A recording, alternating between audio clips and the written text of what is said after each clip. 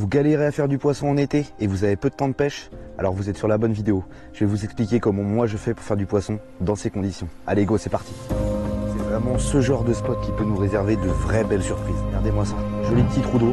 Ça c'est sûr et certain que ça tient du poisson. C'est vraiment le genre de zone qu'il faut privilégier. Il fait chaud aujourd'hui, il fait plus de 30 degrés. Oh la vache, oh la perche. Mais la perche de ouf même. Là on arrive sur un spot assez dingue. Juste à côté il y a un petit ruisseau qui va se jeter dans le bras principal d'un autre ruisseau. Et là on est sur un spot de zinzin clairement. C'est magnifique. C'est typiquement le genre de zone qu'il faut pêcher dans ces conditions là. Regardez-moi ça. Hop. Joli petit trou d'eau. Ça c'est sûr et certain que ça tient du poisson. L'eau reste fraîche parce que il y a du débit quand même. Donc c'est vraiment le genre de zone qu'il faut privilégier. Donc bah écoutez, je vais vous expliquer comment moi je vais aborder cette zone. En tout cas j'y ai bien confiance. Allez c'est parti. Là du coup on va pouvoir attaquer le premier spot. C'est tout simplement un trou d'eau. Un trou d'eau qui est alimenté par un premier ruisseau qui est là-haut, qui ne court plus. En fait c'est une sortie d'étang normalement. Et on a un deuxième ruisseau qui vient sur ma gauche, lui par contre qui court. Donc pourquoi j'ai choisi ce spot là? Déjà parce que du coup comme je disais j'ai très peu de temps. Donc le but aujourd'hui c'est de pas forcément cibler une taille de poisson en particulier, pas pêcher très gros quitte à faire capot. Voilà. Petit roquevaille banc de Prousse, tout petit leurre qui va pas sélectionner les poissons. On peut aussi bien faire de la perche que du sandre, que du broc, en tout cas sur les zones qu'on va pêcher aujourd'hui. Et on peut très bien, pour autant ça sélectionne pas les poissons, donc ça veut dire qu'on peut faire du petit poisson, mais on peut aussi faire du gros fiche. Ça, c'est l'avenir qui nous le dira, on sélectionne pas donc on verra bien. Alors pourquoi j'ai choisi ce spot? Pour la simple et bonne raison que déjà, sur le ruisseau c'est un spot où il y a pas mal d'eau par rapport au reste, donc forcément c'est une zone de tenue de poisson. Là je vois du poisson blanc, qu'il y a dans l'eau, du gardon, tout ça. Donc ça veut dire qu'il y a de la nourriture. Donc pour les carnassiers c'est top, le garde-manger est présent, donc ça c'est cool. Et pourquoi un petit ruisseau et pas un grand lac et pas une grande rivière? Parce que tout simplement quand il fait chaud, c'est des zones qui sont abritées, voilà, on est à l'ombre, du coup l'eau est beaucoup plus fraîche. Et avec une eau plus fraîche, forcément pour les poissons c'est mieux, et puis ils sont plus actifs. Donc ça fait partie des raisons. Qu'est-ce qu'on va avoir d'autre encore comme raison? Et bien comme je vous disais, c'est alimenté par un petit ruisseau, ce qui fait que ça oxygène l'eau. Donc forcément les poissons seront plus actifs avec une eau oxygénée. Ils ont tout ce qu'il faut. Donc là clairement c'est le spot parfait. Il y a tout ce qu'il faut. Il y a de l'eau, il y a du poisson, l'eau est oxygénée, l'eau est pas trop chaude, il fait pas trop chaud. Donc c'est parfait. Et du coup là je vais prospecter autant ce trou là que sur tout le long du ruisseau. En fait ça va faire des moments de... Il y aura forcément des trous à un moment donné dans le ruisseau. Et là, ça va être des planques pour les poissons. Les poissons vont se tenir à ces endroits-là. Et c'est vraiment ces zones-là qu'on va cibler. Donc on va se déplacer tout au long de ce ruisseau. Il y aura peut-être en pêcher un autre, à voir. Ça dépendra de l'activité des poissons. Si les poissons sont pas trop actifs sur ce ruisseau-là, ou alors que j'arrive pas à faire de gros fiches, j'essaierai peut-être d'aller sur un autre ruisseau qui est pas très loin. Donc ça c'est aussi quelque chose d'important quand on choisit son spot et qu'on a peu de temps, c'est de choisir un spot où on a une solution de repli qui est vraiment pas très loin. Parce que bon, si jamais un spot ne donne pas, on est pendant 2 heures comme des cons entre guillemets sur le spot et puis ça ne donnera rien. Donc l'avantage c'est que j'ai des solutions de repli juste à côté. Et pour moi c'est vraiment les stratégies les plus importantes pour faire du fiche dans ces conditions-là. Donc avec une forte chaleur et puis quand on n'a pas beaucoup de temps.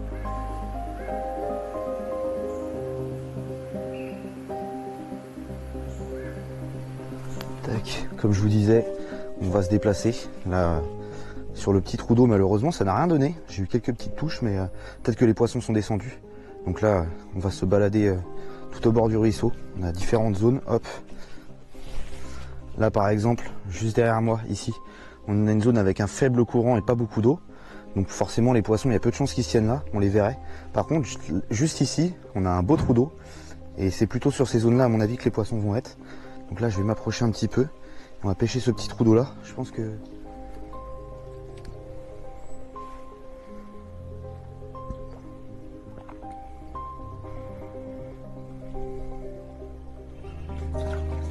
Yes. Ah, décroché. C'était une petite perche.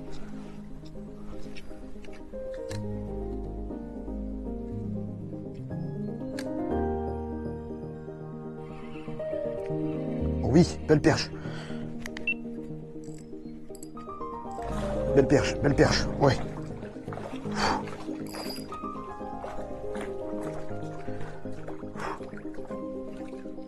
Regardez-moi ça les amis. Magnifique perche.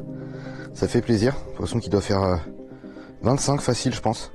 Je vais la mettre à l'épuisette parce qu'il y en a peut-être d'autres dans le trou. Mais magnifique. Sur un petit roquevaille bon 2 pouces. Hop. Piqué au bord de gueule. Tac. Regardez-moi ça. Petit roquevaille 2 pouces. Colorido vert, un grand classique. Bon les amis, il est temps pour moi de vous montrer ce magnifique petit poisson. Voilà, une perche. Hop là, bien vénère. Rien de prétentieux, mais ça fait plaisir. Poisson qui doit faire 25, un truc comme ça. C'est cool. Bon allez, on va pas traîner plus que ça. On va aller la relâcher. Mais il y a vraiment des tout petits trous d'eau. En fait, le ruisseau est hyper bas. Du coup, ça fait que les poissons vont être calés dans les petits trous d'eau. Donc je vais redescendre le cours d'eau. Je vais essayer de faire tous les petits trous d'eau qu'on peut avoir. Et puis on va voir s'il y a moyen de faire des plus gros. Mais je sais que là-dedans, il y a plus gros. Il y a même d'autres espèces. Donc on va aller tester ça. Allez, go. Allez les amis, il est temps pour moi de relâcher ce joli poisson. Allez, retourne dans ton trou ma belle.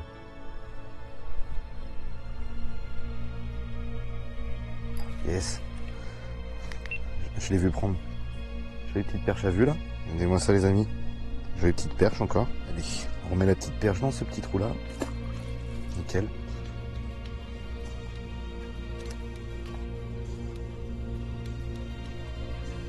Ouais poisson. Hop. Jolie perche.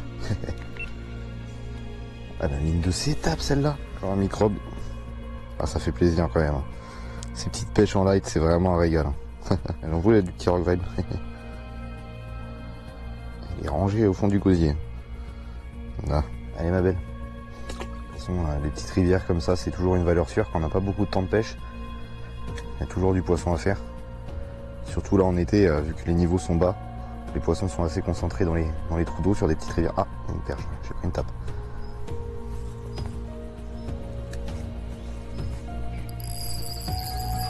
Oh la vache, ça combat ça. Ah, un beau cheven. Un beau cheven. Yes. Ça fait plaisir. Hop. Prendre l'épuisette, parce qu'on est un peu en hauteur.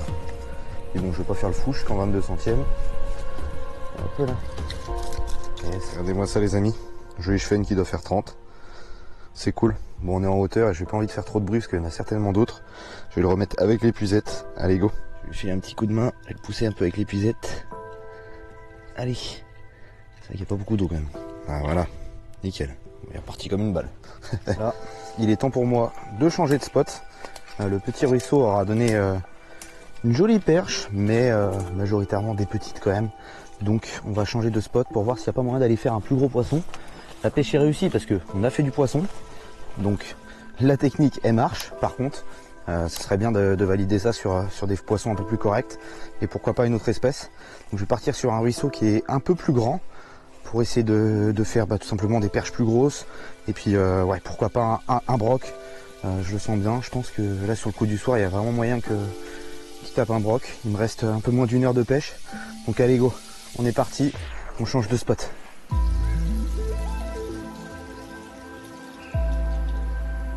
Les amis, on arrive sur un vrai spot bien sympa franchement.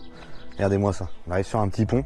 Et ce qui est génial avec ce petit pont, c'est que juste derrière moi, on a un trou d'eau. Et si je vais juste de l'autre côté, et ben on a également un trou d'eau. Donc ça c'est top, regardez-moi ça. Et clairement ça c'est des zones de tenue de poisson. Pourquoi? Parce que cette rivière là, c'est presque un ruisseau même. Tout simplement il n'y a pas des masses d'eau la majorité du temps. Et là quand il y a un trou d'eau où il y a on va dire plus d'1 mètre d'eau, c'est clairement une zone de tenue de poisson. Donc là au niveau des espèces qu'on va avoir, principalement de la perche je pense. Mais il peut y avoir un brochet ou pourquoi pas même un cendre. Donc ça c'est top. Donc bah écoutez, moi j'ai toujours mon petit roquevaille 2 pouces en Magic de montée. Voilà, on pêche qu'avec des petits leurres. Et puis on va voir là, il me reste encore un peu de temps de pêche. On va voir s'il y a moyen de faire quelques jolis poissons ici. Mais franchement j'ai bien confiance. Mais vraiment, regardez-moi ça. Là, les amis, on va commencer par le premier côté du pont. On va voir ce que ça peut donner. Je suis toujours avec mon petit roquevaille bon 2 pouces. Voilà, dans son coloris Magic. Sur une TP qui fait 0,8 grammes. Voilà, un truc vraiment léger. Pour vraiment planer, vu qu'il n'y a pas énormément d'eau. Là du coup, hop, je vais lancer au milieu du trou, là où c'est le plus profond. Et puis je vais gratter le fond. Voilà, pêche à gratter. On va voir ce que ça peut déloger. Bon, il y a moyen de faire des perches je pense. Et dans ce genre de trou d'eau, on n'est pas à l'abri d'une surprise. Oh la touche de zinzin que je viens de prendre. D'entrée de jeu. Regardez-moi ça. Le Rock Vibe il est complètement déchaussé. Oh la touche de zinzin d'entrée de jeu. Je sais pas ce que c'était, mais ça a tapé fort. Oh la vache. C'était un beau poisson ça je pense. Oh la table que j'ai pris. Je peux pas vous dire ce que c'était. Mais ouais, c'est clairement ça. Ce genre de petit trou d'eau, par expérience, ça peut vraiment rapporter de belles surprises. On n'est pas à l'abri de tomber sur un brochet, genre même qui passe les 80 ou des trucs comme ça. Ça m'est déjà arrivé. Bon, c'est rare, mais ça peut arriver. Et là, j'aimerais bien que le poisson retape.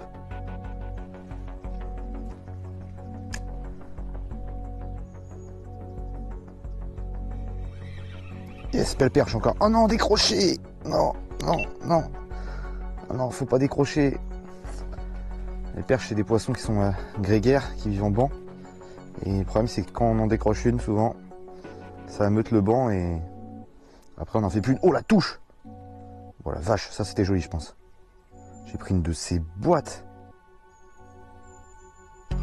Poisson. Oh oui. Oui. Belle perche. Encore une belle perche.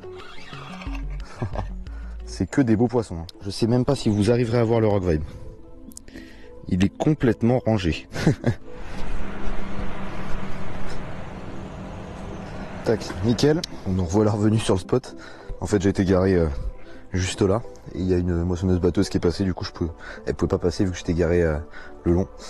Donc voilà, j'ai dû décrocher et remettre la perche en vitesse pour aller décaler ma bagnole. Et c'est bon, on est reparti. Va-t-on faire une grosse perche au premier lancer? Telle est la question. Ouais, poisson. Bon, c'est pas une grosse perche, mais c'est une perche. Regardez-moi ça. Ah, je descends en taille à mesure que je fais du poisson, là, c'est ouf. Elles sont belles. Elles ont des belles couleurs, franchement. Hop. Toujours le même petit Rock Vibe. Elle l'aime. Hein. Vraiment Rock Vibe, s'il te plaît. Merci. On va la remettre de l'autre côté. Hop, on est un peu en hauteur, mais bon. Hop, on va glisser des mains.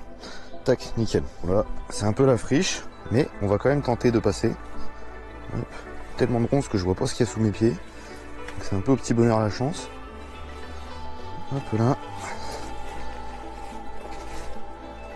Ouais, ça passe quand même. Pas grand monde qui passe ici, je peux vous le dire.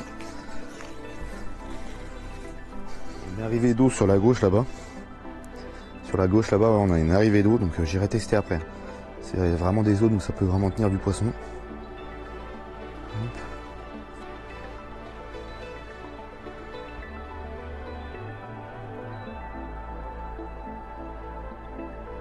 Poisson.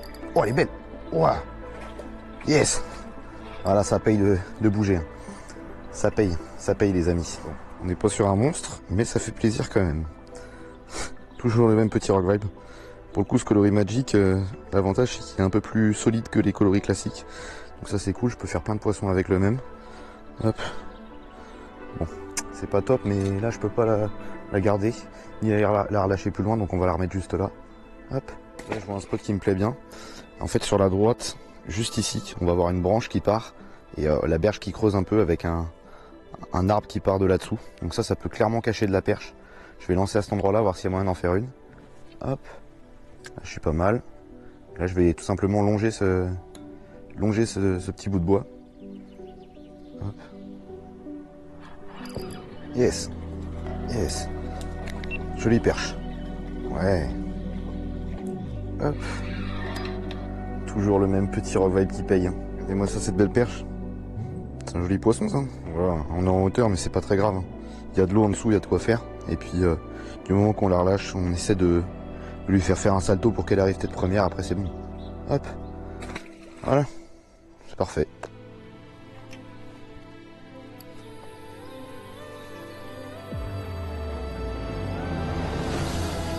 Ouais.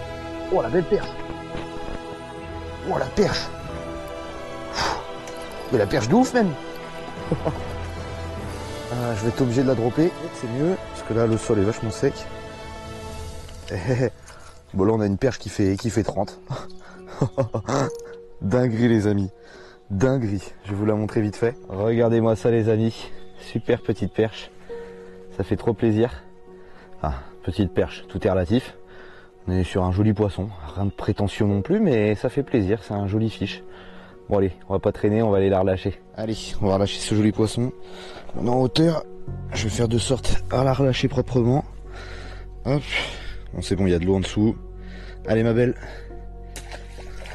Nickel.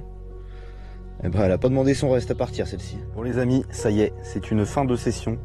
Donc je pense qu'on aura rempli tous les critères. On n'a pas fait de différentes espèces. C'était quasiment que de la perche, un peu de chevenne aussi. Mais il y a eu quelques jolis poissons quand même par rapport à la taille des ruisseaux. Donc voilà, j'espère que j'aurai répondu à vos questions. Tout simplement, je vous ai expliqué toutes mes stratégies en ces temps d'été et quand on n'a pas beaucoup de temps de pêche pour faire du poisson. Voilà, c'est fait. Donc je vous invite tout simplement à appliquer la même chose chez vous. Et n'hésitez pas à me dire en commentaire si ça a marché, ça m'intéresse. Puis bah écoutez, comme d'habitude, moi je vais vous dire, likez, commentez, partagez, mais surtout n'oubliez pas de vous abonner et d'activer la petite cloche, c'est hyper important, ça me soutient, et puis comme ça vous pouvez pas louper toutes les prochaines vidéos à arriver. Et en parlant de vidéos, je vous en mets une ici et une là, et puis on se retrouve très bientôt sur YouTube pour une autre vidéo. Allez, ciao!